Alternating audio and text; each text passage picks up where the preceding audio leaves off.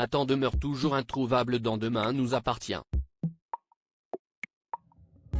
Ainsi, Julie a déposé une main courante la veille. De son côté, Martin est toujours à la recherche de l'amour. Cependant, un profil sur le site de rencontre attire son attention. C'est celui de Raphaël. Nordine l'interrompt dans ses recherches et Martin se met à rire.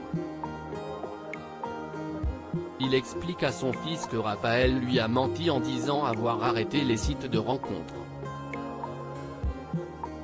Nordine en profite pour liker le profil de l'avocate. Martin est très gêné. Mais surprise, Raphaël le like en retour et lui envoie même un message. Finalement, sous les conseils de Nordine, Martin lui propose un verre tout en affirmant que ce n'est qu'un jeu. Parallèlement, l'avocate dit la même chose à son ami. Tout à coup, Raphaël pointe du doigt à Chloé qu'elle semble bien connaître Martin.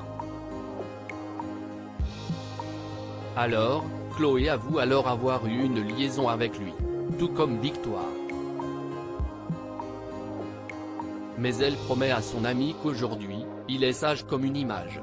Demain nous appartient épisode du 14 février. Charlie prend son courage à deux mains et rend visite au père de François dans votre série préférée. Alain la congédie, mais elle insiste en lui montrant une photo.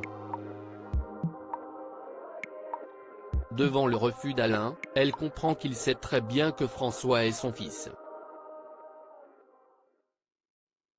Charlie pointe du doigt que François veut juste lui parler pour pouvoir avancer dans sa vie. Devant la photo, Alain est terriblement ému. Un peu plus tard, François les rejoint.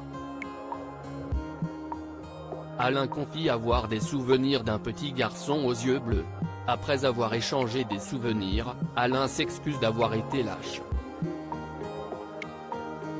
Il explique qu'en se réveillant à l'hôpital, il était paniqué par son amnésie. De plus, l'homme qui lui a sauvé la vie lui a fait comprendre qu'il n'avait pas intérêt à fouiller dans son passé. François lui indique que Patrick Faure ne lui a pas vraiment sauvé la vie. Alain lui confie qu'il a 2 enfants qui vivent aux États-Unis et au Canada. Alain annonce qu'il veut rattraper le temps perdu avec François. Ce dernier lui explique comment il est arrivé en Espagne.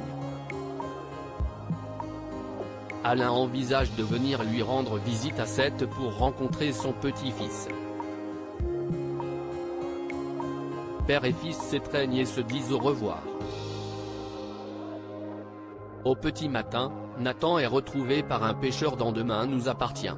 Il est pris en charge par le docteur Donnier qui le tire d'affaire en quelques heures. Il a besoin de beaucoup de repos. Cependant, Lisa vient le questionner afin de faire avancer l'enquête. Malheureusement, le jeune homme ne sait pas qui est son agresseur. Il se défend d'avoir beaucoup bu le soir de son enlèvement.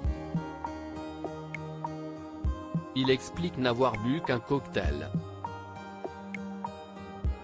Dans les couloirs de l'hôpital, Étienne surprend une conversation téléphonique. Bruno saurait qui est l'agresseur de son fils. Bruno cache quelque chose. L'enquête traîne dans Demain nous appartient.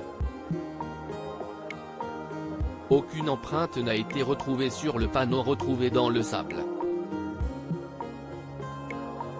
Georges découvre que Nathan a bel et bien été drogué par une substance utilisée par les vétérinaires. Mis dans la confidence par Étienne, Georges et Lisa prennent en filature Bruno. Et surprise, Bruno retrouve Victor Brunet. Cependant, très rapidement, le ton monte entre les deux hommes. Victoire le plaque contre le mur et les deux policiers interviennent.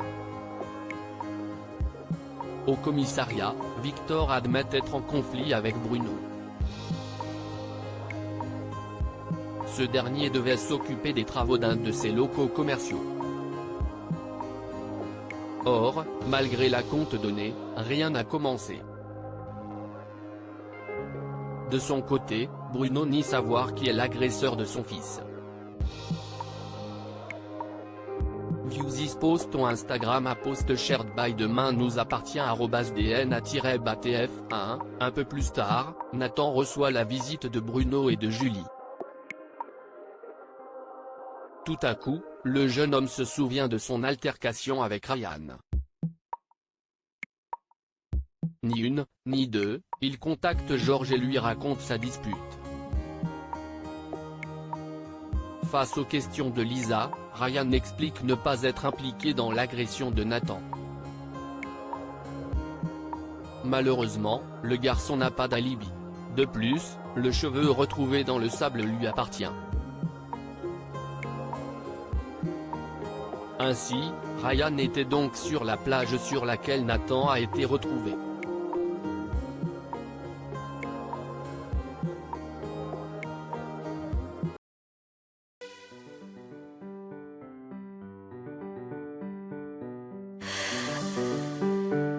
나